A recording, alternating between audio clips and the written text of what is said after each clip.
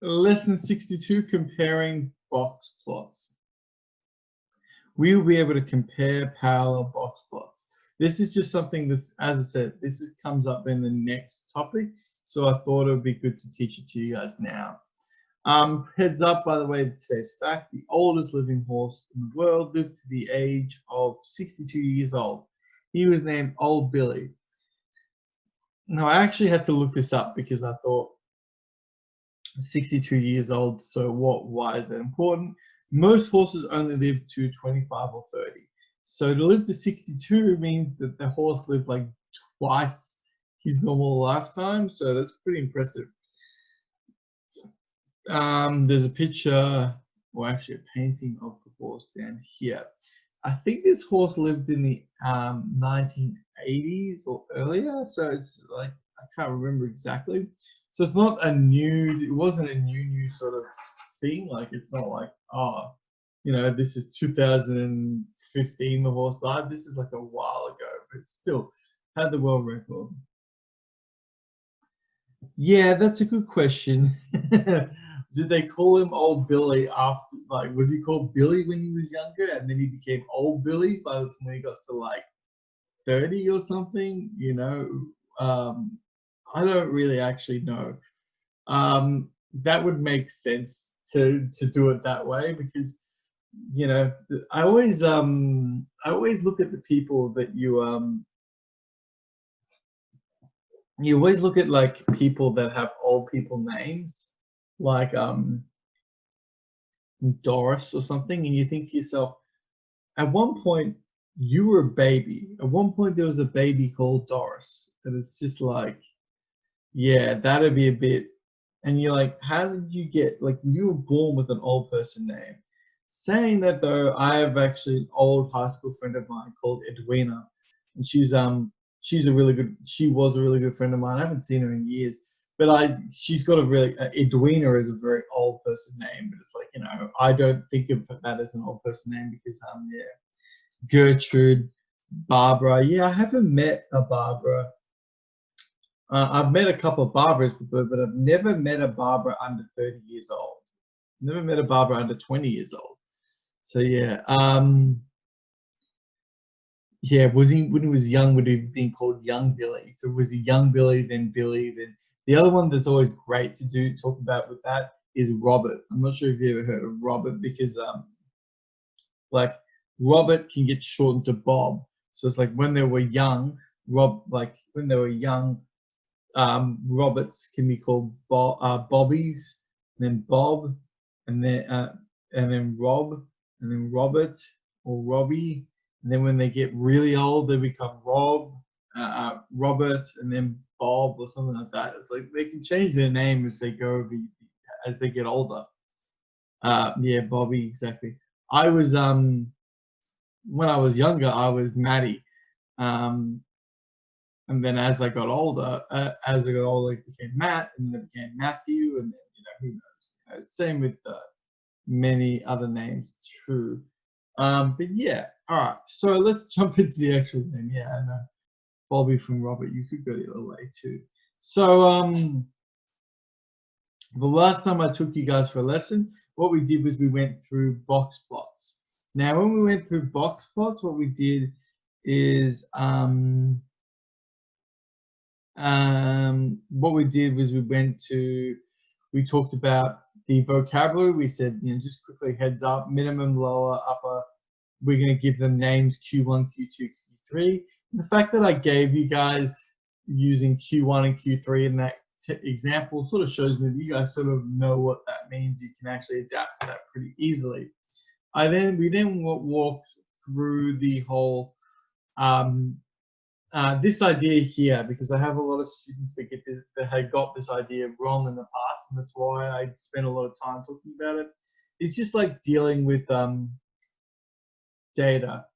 One of the things is if I tell you the median is 18, then that means 50% of the people are older than 18, and 50% of the people are younger than 18, or whatever. Median makes sense because it's halfway. But if I told you the lower quartile was, I don't know, $3,000, then that means 75% of people made more than $3,000 and 25% of people made less than $3,000.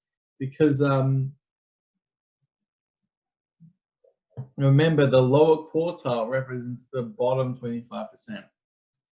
And so being able to do stuff like that, I've seen a lot of questions where they've gone, you know, I've seen a lot of questions where they try to do the opposite here.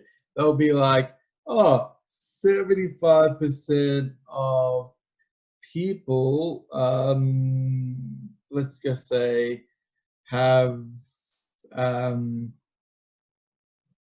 don't know,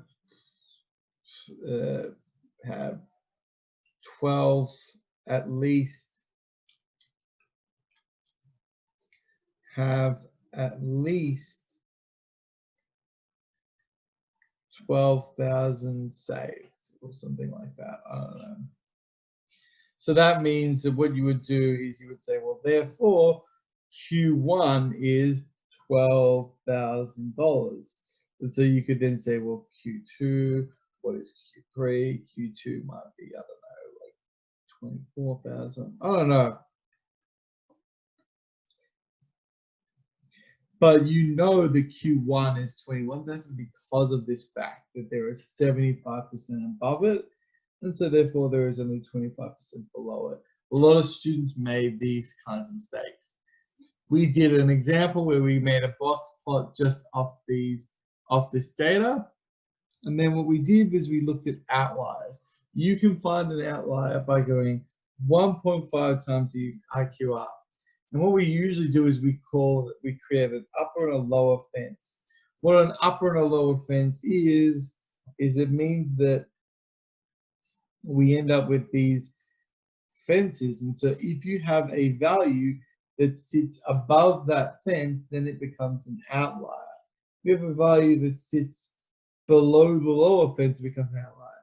If you have one that sits, I don't know, here, that's above the lower fence. So instead, that changes your minimum. So you go like that.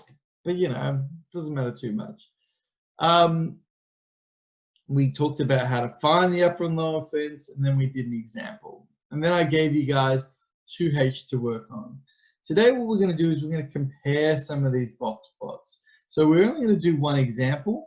And this example is actually straight from the book, but because I didn't have time to make my own personal example, but it's still pretty good example. So how does it work and what do we need to do? When you compare box plots, you really need to focus on three main things. When comparing box plots, focus on the center. Now the center, when we focus on the center, we want to ask ourselves which has the higher values, because which one has the higher center. This can be done using the median. Okay, so if you look at the median, which is the middle line in a box plot, then that will tell us where the center is. So let's grab a look at these examples over here. We've got company A, company B, company C, and we've got something like the number of stocks sold. So, you know, maybe this is the number of stocks sold over the year by different employees. Maybe this is the number of stocks sold in different countries, doesn't matter. But you can see here that company C has a median that is way higher than the other two. So company C had sold a lot more stocks. Whereas company A and B, you know, B sold more stocks than A because its center is a lot higher, is higher than A. But to be honest with you guys, it probably isn't significant enough to be like, yeah, company B sold more stock than company A. I would actually probably say, you know, company B, A and B sold roughly the same amount of stocks. But we'll talk about how to do that later on. But yeah, that's how you can compare centers. The center is compared using the median. And yeah, so then when we compare box plots, we're going to compare, yeah, the center. We're not going to use the mean because obviously we don't have it. But yeah. Also, of course, if I had to try and compare these, I'd have to say, company A, company C sold about 5,500, whereas company B sold about 2,100, and company C sold about, 3,100, and company C sold about, company A sold about 2,600. Now, I can't exactly know what these medians are because I don't it doesn't say in the graph, so I have to sort of make a guess or approximate the answer, which is fine. You can do that. Now, the next thing to talk about is spread. Now, when we talk about spread, we talk about which set has the highest variation. This can be done by using the IQR. Now, if you look at the variations or the spreads, you can quite clearly see in this example on the right that company A has a very small spread. Its spread is about, I don't know, looks like it's going from about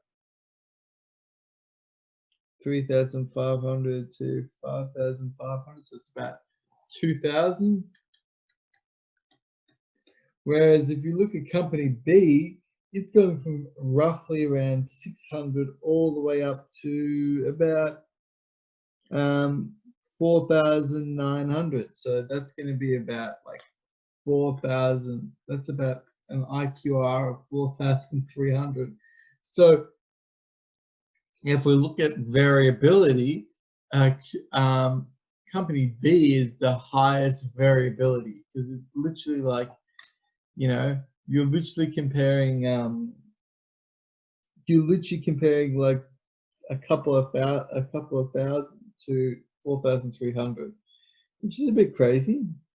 4,000, yeah, so it's about 2,000. So it's like double the IQR. And the last thing that we need to do when we compare box plots is we need to look at outliers. Which set has the most outliers? In this case, we don't have any outliers because there's no outlier. This time there's no outliers. But yeah, you might want to say, there are significantly more outliers in the other set. Then at the very end, you want to write a conclusion. If I was writing a conclusion for this set of data, I would talk about how company C has the highest amount of stock sold and also has the lowest variability.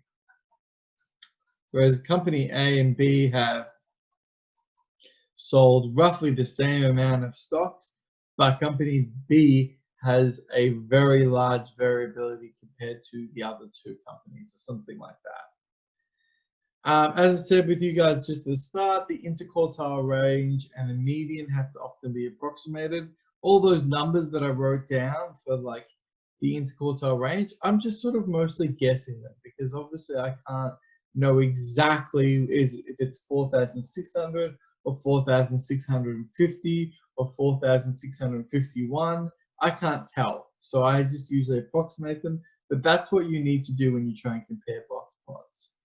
I'm showing you guys how to compare box plots first because we've just been talking about box plots and I want to keep your minds on them. Now, even though the range of company A and company B are roughly the same, if you were to compare from here to here to here to here, we only look at the interquartile range when we deal with the spread. Pardon me. So let's look at this. I hope you guys got that. You were done there, but if not. This is actually straight from the textbook. This is actually a worked example. I actually got one of the other teachers from Further Maths said you should make your own examples because sometimes students like to use the ones from the textbook as a different perspective. And I'm like, yeah, that makes sense. But unfortunately, I didn't do that here just because I would have to make my own box plot, which is not easy to do. It's not an easy thing to do it digitally. I mean, it's not impossible. I'm just saying I couldn't be bothered doing it. The following parallel box plots display the distribution of pulse rates in beats per minute for a group of female students and a group of male students. Use the following information in the box plots to write a report comparing these distributions in terms of center, spread, and outliers in the data in the context of the data. Okay, so I want you guys to grab a look at this. I've got a pencil here. I guess what I'd like you to copy down is the answer that I write down, and maybe a quick sketch of what the data sort of roughly look like. You don't have to worry about maybe making it look perfect, just a quick little thing. Let's get some ideas of what's going on here, roughly let's get some ideas of what's happening here, just generally. It looks like we've got for the female data, it looks like we've got a lower quartile at about 65. We've got a median of about, we're going to call that 72. Now again, I'm approximating here. I don't know if it's 72, but I can tell it's between 70 and 75, and it's closer towards the 70 end. And then we've got an upper quartile of about, we'll call that 80. I'm not going to worry about these huge far off ones but I could figure them out. Looks like we've got about 50 and 99, but yeah. With the male set, we've got a lower quartile at about 60. Which is a fair bit lower, but the big one is the median. The median is a fair bit lower. So that center is a lot lower. And the upper quartile is 70. So we've got a interquartile range of about 10, whereas here we've got an interquartile range of about 15. What's interesting with the male data is we have two outliers. One that's really, really low at 40, and one that's really, really high at 120. So we're going to have to mention those outliers. Okay, so how do we go about use this information to write a report? How do we go about doing this? Okay. I would probably start off with, let's start off with center. So how would I do that? I would do this, I'd say, when comparing, question? One that is about to have a heart attack and another is probably a vampire. Yeah, true. One that's obviously really good at, one that's super fit and one that is, overweight. So yeah. When comparing pulse rates,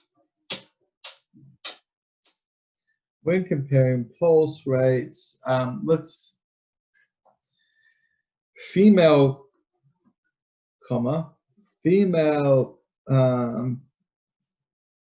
pulse rates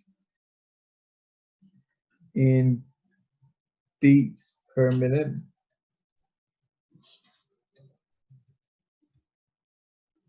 were higher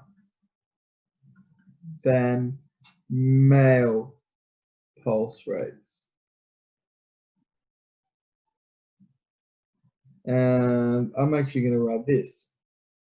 The median here is equal to 65, whereas the median here is equal to 72. Now that's a way that you can input information in. You can just put them in brackets.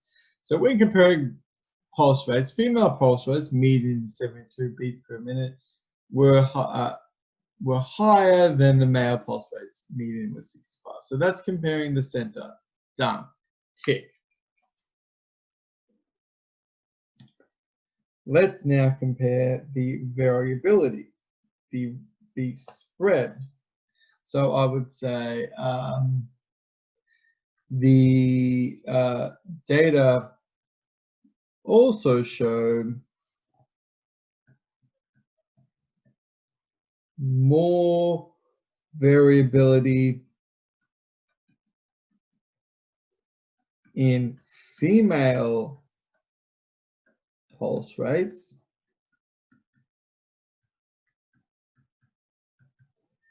IQR equals 15 showed more variability in female pulse rates compared to male pulse rates. IQR equals 10. So now I've talked about center. Now I've talked about center and spread. And yeah, as I said, if you're not comfortable with this kind of language, if you would say, I would never say it like that, then sure, it doesn't matter how you say it, as long as you get the idea across. I like doing it this way. I guess it feels natural for me when comparing pulse rates, because I like to straight away say what we're talking about. When comparing the age of the injured people in car accidents, when comparing the weight of tomatoes in Texas compared to Turkey, I don't know, something, whatever. So you can do it as long as you do it in as long as you compare them. And then I like to just say, well, what's going on here? Females are larger than males. Yep, so that's what I write down. All I just do to back myself up is to include the data. The females have greater variation than males. Yep, all I do is write that down. The data also shows more variability than female pulse rates. You might say female pulse rates are more variable than male pulse rates and give the data. It doesn't matter how you say it, as long as it gets said. The last little bit here that I'm going to add is going to be something along the lines of there were no outliers in the female data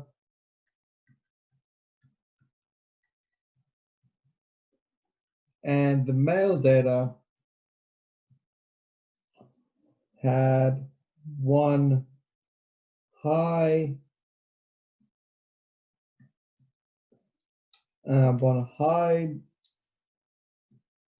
outlier.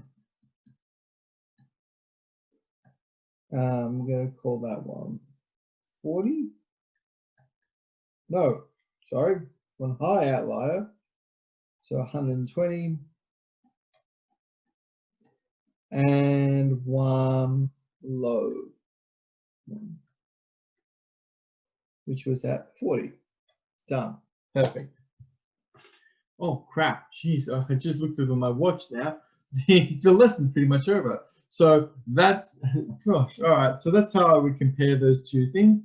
And that big long set here is, that big long piece of text here is how I would go about it.